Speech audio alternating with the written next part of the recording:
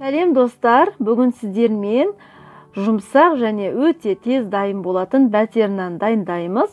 Асыққанда немесе нан жоқ болғанда 15 минутта тез жасап жіберуге болады.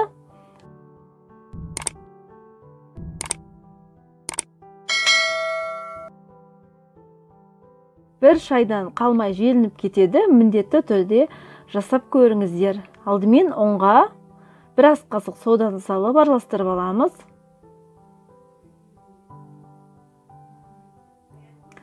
Кішкене тұз саламыз.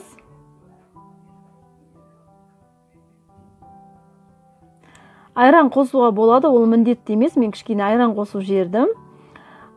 Сумен майды ерітіп алып, бірге араластырып алдым. Барлығын құйып, осылай араластырамыз. Май кез келген май жарай береді.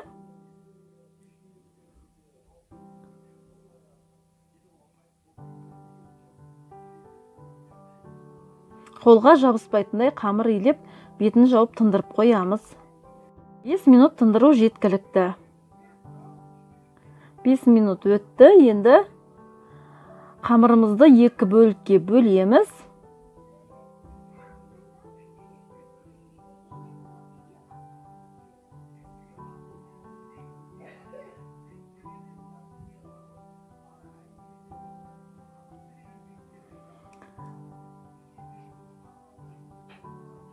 Орташа қып, орташа қалыңдықта жаямыз.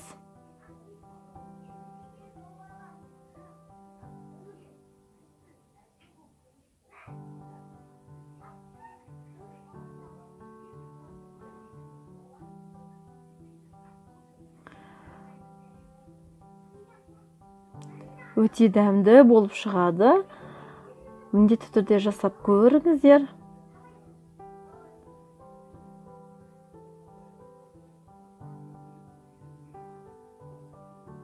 Осы аралықта пешімізді 220 градусқа қыздырып қоямыз.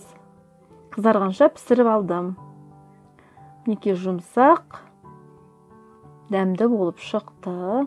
Міндетті түрде жасап көріңіздер.